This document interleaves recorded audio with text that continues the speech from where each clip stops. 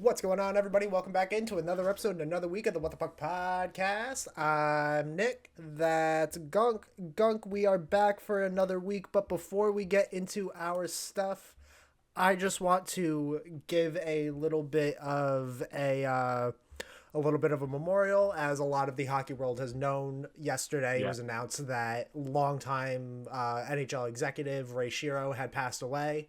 He was the general manager and executive for a lot of different teams, the Devils included. So Yeah. I want to make sure we brought that up.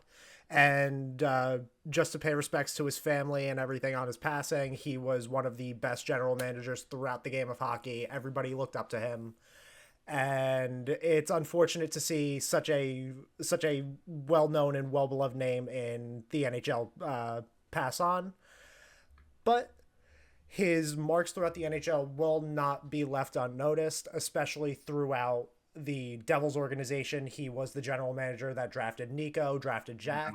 Yep. So you you'll notice it more close to home with the marks that he's made for the future of the NHL, along with stuff that he's done in the past. And it's unfortunate, but we will keep moving on. He was only 62 years old, so rest in peace, Mr. Shiro. Absolutely.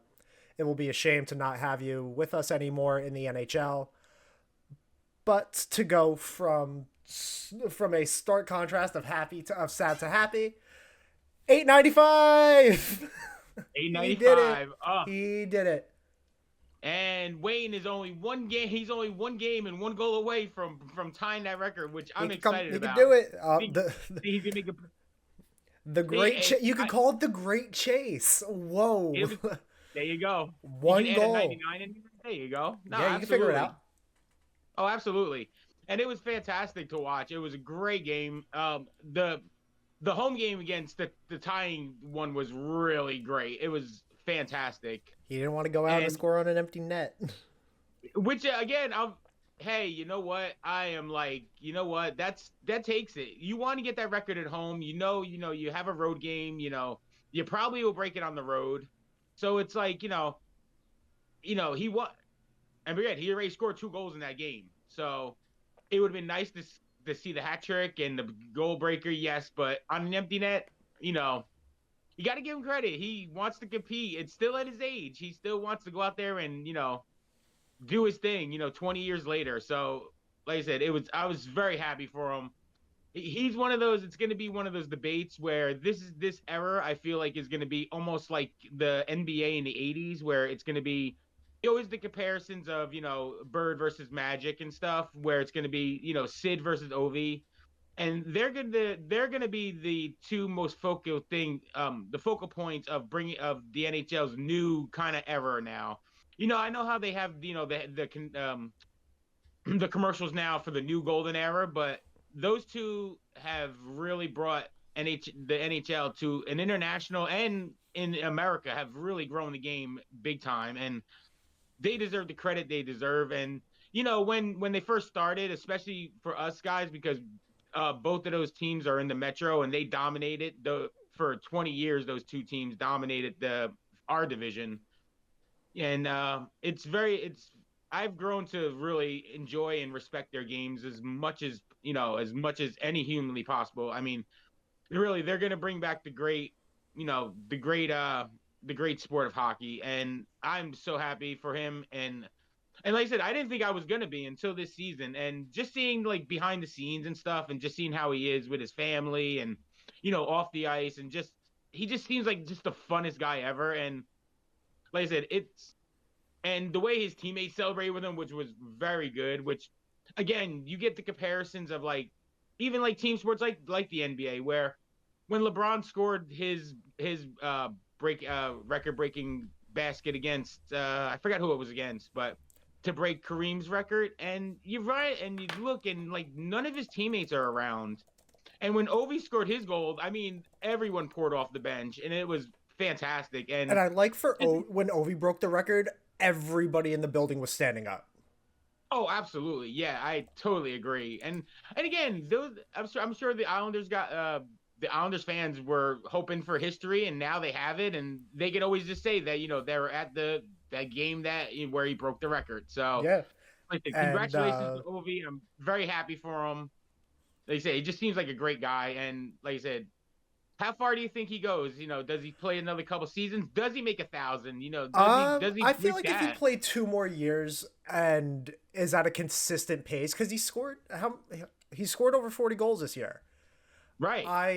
I think he could probably get close with And the that's also he missed a lot of a middle yeah, of he the missed season time. with an injury. He broke his Yeah, leg. I so mean, he came back. if he has a full season, I think he could probably do it in two. I think he could probably get to because he could probably get to 900 this year. I feel Oh, like absolutely, yeah. if he scores well enough, he could probably get to 900 this year because he was only like 5 away. So I think he could try to push for it. Somebody asked him if he's going to try to go for it, and he said, "We'll see." Right. So we're just as unsure as he is at this point because I think he only has a year left on his deal, and he may just want to be done at this point, or he may just call it quits if the. I think he could call it a career if the Caps win the cup this year. Oh, absolutely. I wouldn't even. If you win a cup, you can just leave. I think you would be fine to just head on out. You'd be first ballot Hall of Famer, no issue, and absolutely. we wouldn't forget. No, absolutely. I totally agree with that. I mean, like I said, if he retired this year, if they win a cup, then you could totally understand that, and that'd be a great way for him to go out. I mean, Exactly. And again, comparisons with Sid would have 3. He like I said, Ovi would have his second, and it'd be a great again. It's one of those great comparisons that in sports, you really find out like who's the best of this generation and stuff, and it's going to be a great debate going forward. And again, they're both great players. It's hard to decide, but like I said, they brought back this sport, and it's nice to see, and it's very nice to see 2 guys at the top of their game. Two all-time greats. So I'm excited. Like I said, I'm excited to see what happens. And going into the playoffs, well, I hope he doesn't win a cup because, we have we'll a get chance. to that. We'll get to that in a second. But he's been playing really well, and the Caps have been playing really well this year. Very surprising team. Nobody thought this when we started talking at the beginning of the season. We did not think the Caps would be anywhere near a position that they are in right now. And like I said, it's really refreshing to see where he's really, brought his career back and, bringing back at least one more solid season for the Washington Caps. I agree, and it's going to be exciting to see what they can do in the playoffs because last year they didn't do much. And to answer your question, LeBron broke the record against the Thunder. Yep. So yeah, with all of our house cleaned settled up, congratulations to Ovi. I can scream now, right? Am I allowed to scream? You are allowed to scream because again, I actually paid attention to these Rangers games. Like I said, I follow my Devils as we always, we talk about every week here on the What the Puck podcast. I follow my Devils. My man Nick follows the Rangers. He's the crazy one. He's gonna go off, but I'm a Mets fan. like I said, and yes, it's Mets time, baby. I'm not no Rangers fan. I'm a Mets fan now. The season's No, you're done. a Rangers fan. You're always a Rangers fan. But the season's done, so I'm happy I can stop caring as much. All right.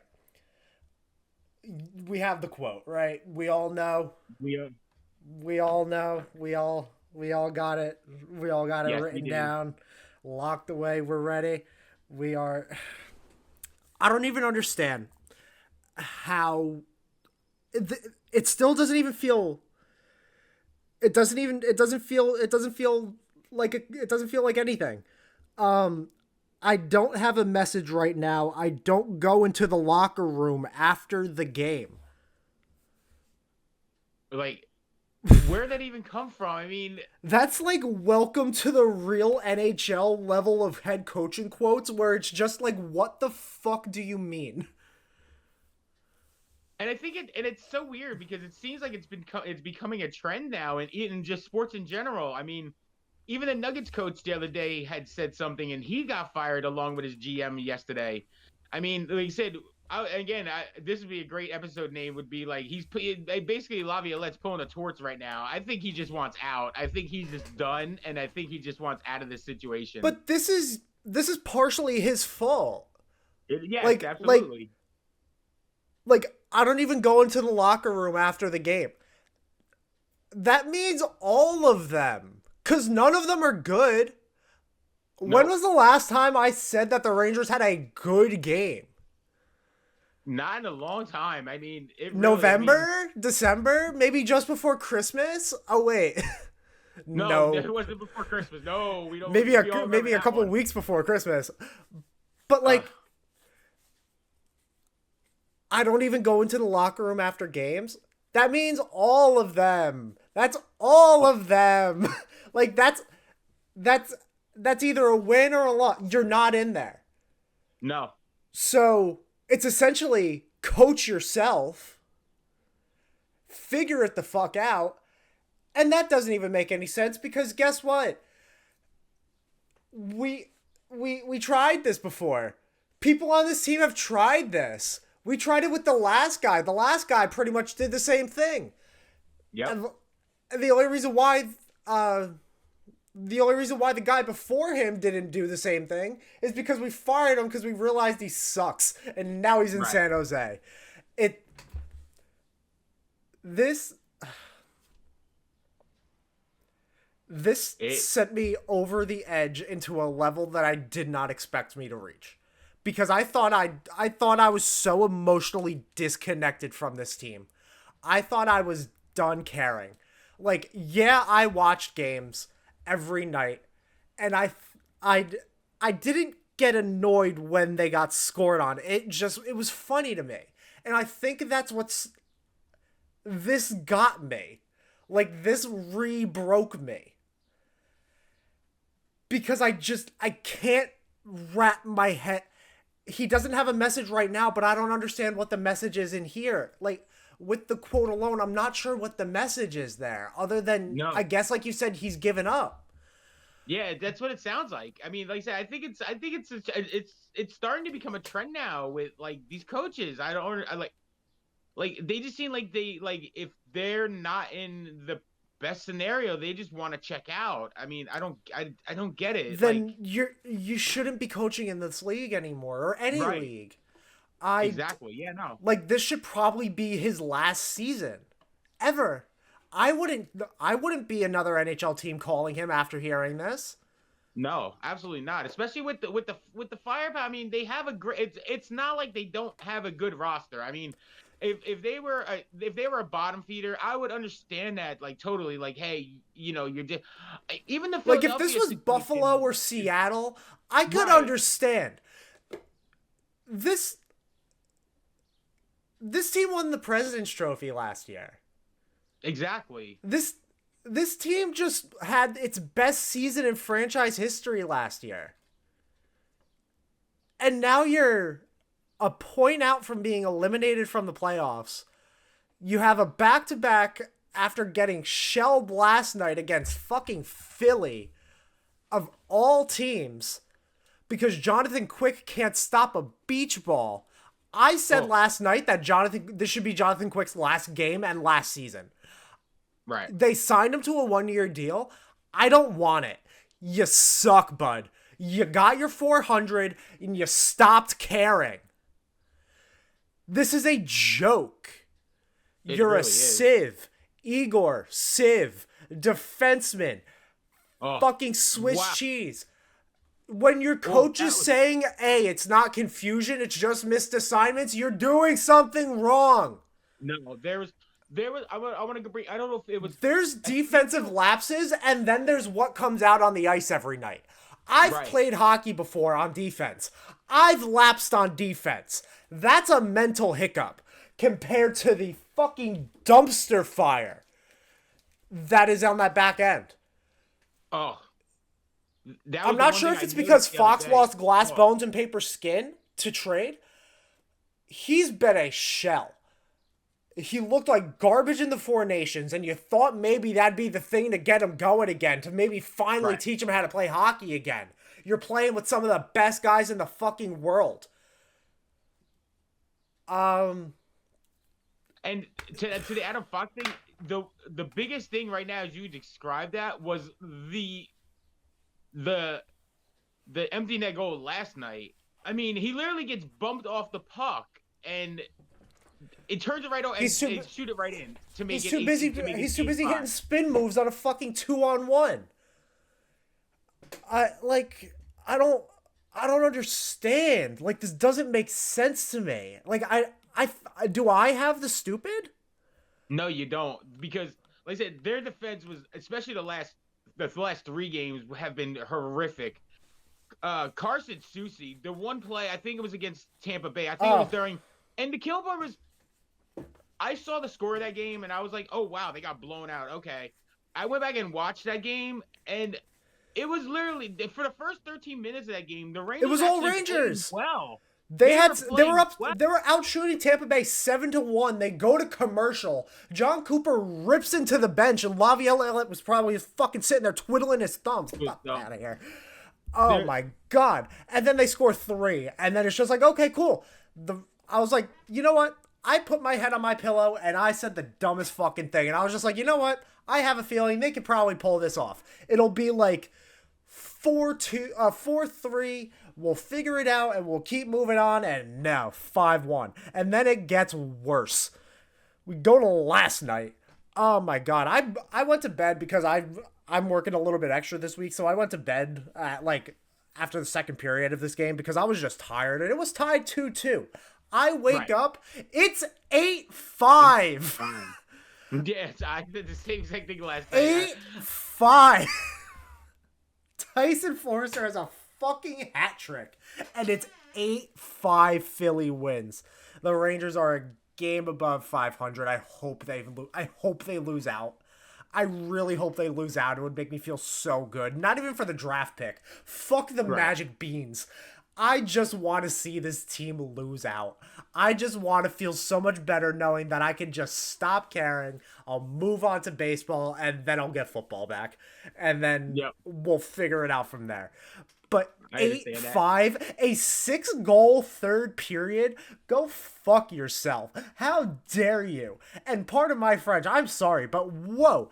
You, against Philly, against directionless Philly, they are in free fall right now, where their only saving grace is fucking Big Meech.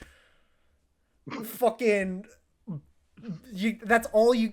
That's, come on, dude. Like, this is a joke, and like, I can get past getting shut out by the Devils. You're a good team. It's a good team you guys got here. I can get past it. Fine, sure, whatever. I expected it and was ready. 6-goal third period to Philly. To Philly. And then you play tonight against the Islanders. And we'll probably lose to them. And then you just don't even care for the rest of the season. I wouldn't even play the rest of the season. Because you have to play Carolina, Florida, Tampa. And why would you want to do that? That's a dangerous stretch right there. I mean, shit. I mean, no, watch. The Rangers will lose tonight and then win the next 3 games. Just to say fuck you. Like, it's gonna make no sense to me how this Rangers team is going to end the season, because it's going to just bother me. Oh my god.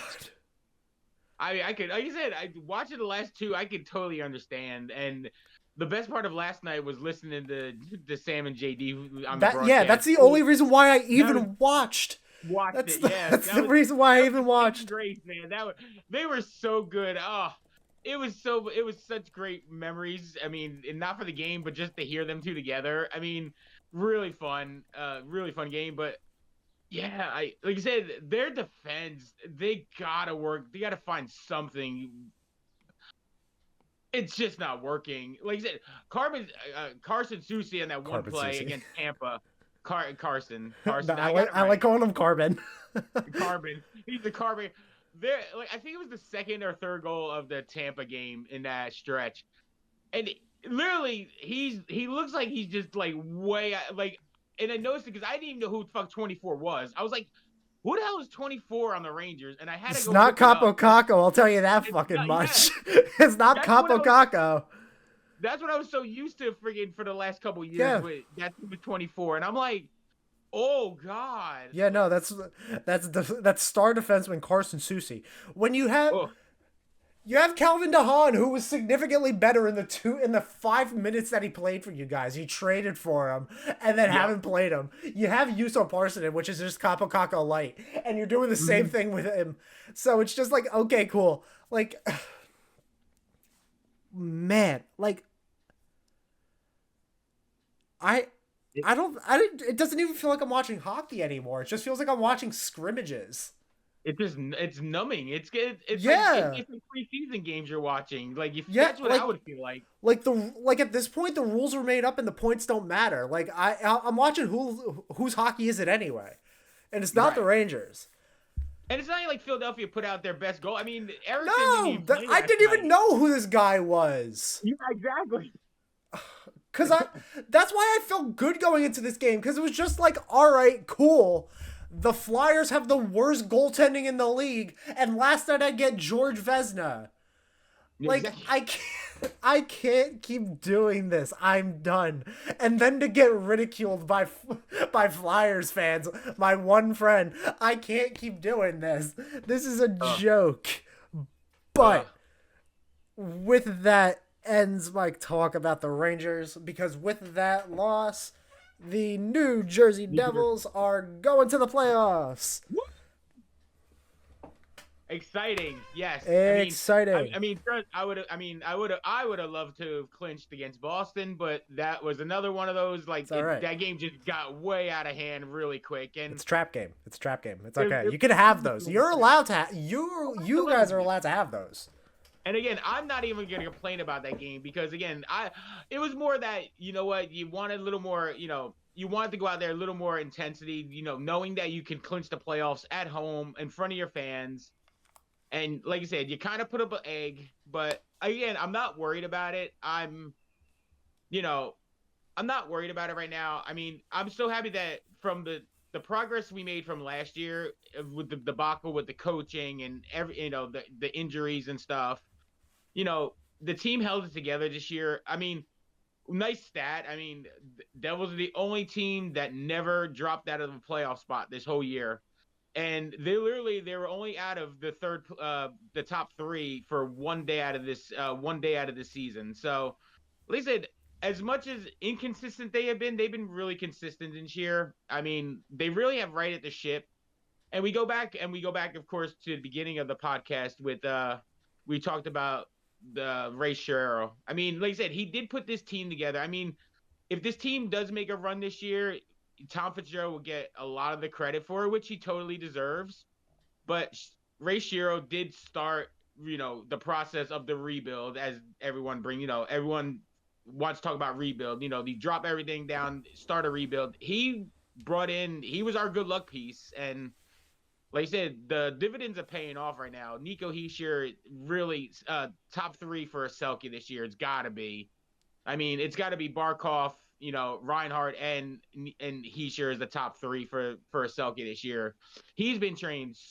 He's been playing so well this year, and is really the heart and soul of this team, which a lot of players have been saying, the last week or so. Like I said, bringing in everyone. Like I said, Sheldon Keefe, really great coach for this team. Really settled the ship. I mean, yes, he's had he's rough on the players, but if you go back and watch clips of him from the last couple of years in Toronto, he was rough on those guys. I mean, and you're talking about an Austin Matthews, you're talking about a Willie Nylander, these guys, Mitch Marner. I mean, he was rough on these guys. So, maybe it's a little bit of a culture shock for the Devils right now, that for this season where these younger players are not used to the hard coaching he puts in. But I think they're starting to come around. They feel, and they went from, and it's so funny because the way I feel, like, they started off this year being this young, fast, young gun run team, up and down the ice, bang. We just need the goaltending to settle in the background, which, again, both goaltenders this year have been really good. Markstrom, not a career year, but really solid in net. Jake Allen, has been really solid this year. really settled that back end up. But like I said, they started out this year as one of those like run and gun teams. Everyone was, up and down the ice. And now they've really settled in since the trade deadline and the Jack Hughes injury and the Hamilton injury. It really settled into this nice gritty team. And I'm really excited to see, especially going against a Carolina, who's another, Rob Brindamore will bring the defense. He'll bring, they're always a good defensive team, behind whoever goalie they play. And yeah, but then you get to the goaltending, and that's the problem. Right. Like the goaltend. God, Hurricanes goaltending in the playoffs is so bad. Yeah, and listen, and that's the one thing I have hope in that now because right now that's the only series that has we definitely have we're definitely set into playing Carolina. A lot of the playoff teams, there can be ups and downs. There's a couple of things here and there where series can change, but Carolina Devils right now are the only series that is set for the playoffs. And like I said, I'm excited, and I feel like if we play the gritty game that we've been playing over the last, say, like 2, 3, 4 weeks, I feel like they got a chance against Carolina. I mean, I'm not expecting the best, but it's going to be a great series, and I'm really looking forward to it. We could go down and break down some of the playoff history between these two teams. First series that they ever played against each other in 2001, the Devils won. It was the first round in 6 games. Yep. I wasn't even alive for that one yet. Then the year I was born, the next year after, they meet again in the second round this time, and the Hurricanes won that one in 7. 4 years later, in 2006, same deal. Second round, 7 games, Hurricanes win.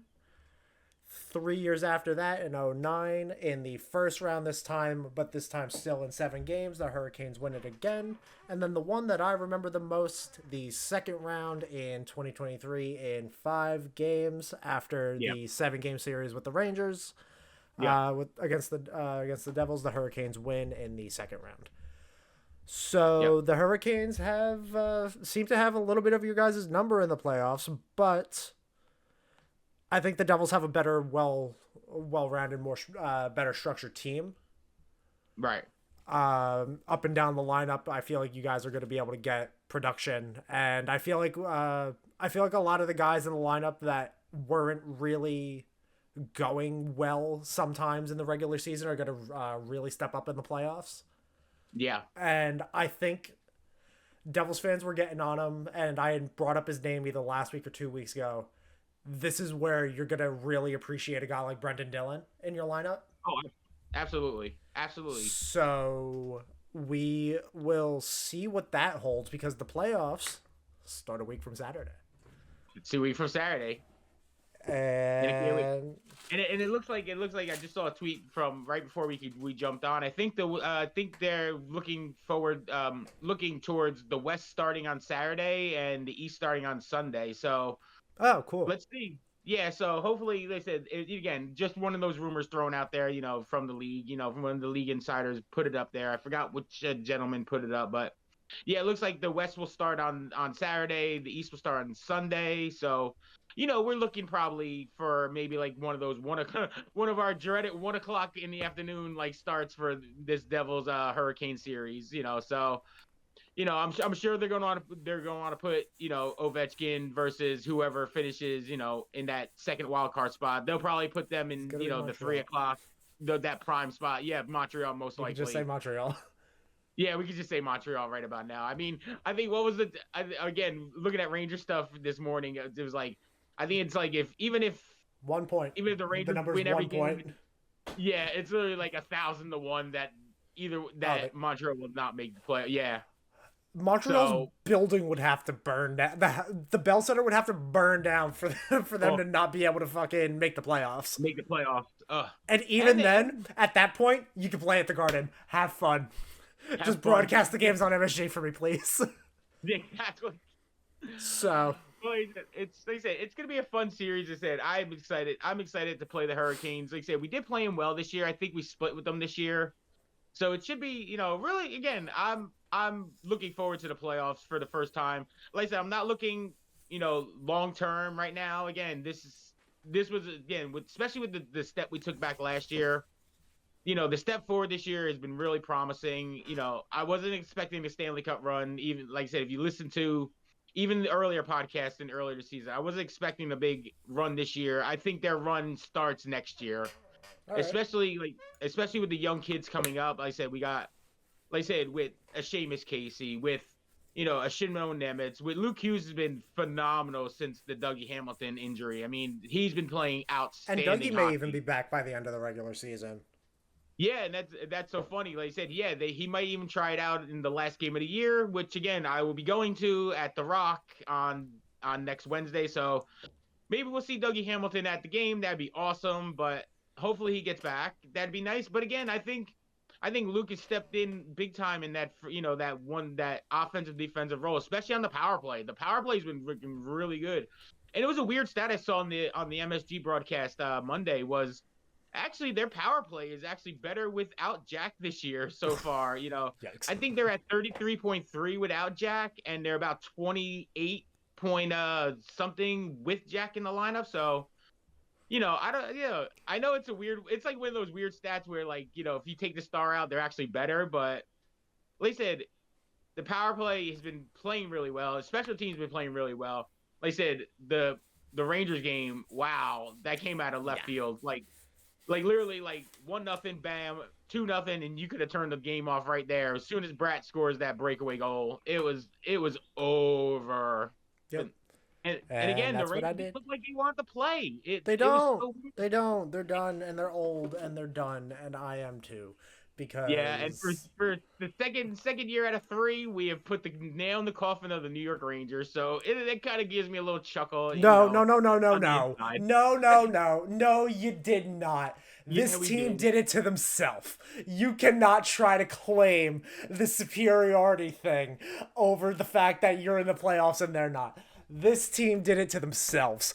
Keandre Miller did it to this team. Absolutely not. I don't want to hear it. But gang, I can get that. We want you to hear that we love you and we appreciate y'all for listening every week. And we are going to be marching on to the playoffs. End of the regular season is a week from today, and the playoffs start on Saturday. Saturday, WrestleMania Night 1, Sunday, WrestleMania Night 2. I will have so much stuff to talk about there because I will be watching. Yeah. Mm-hmm. And it'll be a fun time. So, yeah, absolutely. That concludes another episode and another week of the What the Puck Podcast. I've been Nick. That's been Gunk. From everybody here, we love you. We hope you keep on listening, and we hope to see you guys throughout the playoffs. Keep it light, keep it tight, keep it breezy. Peace, baby. Peace. Hockey. Hockey.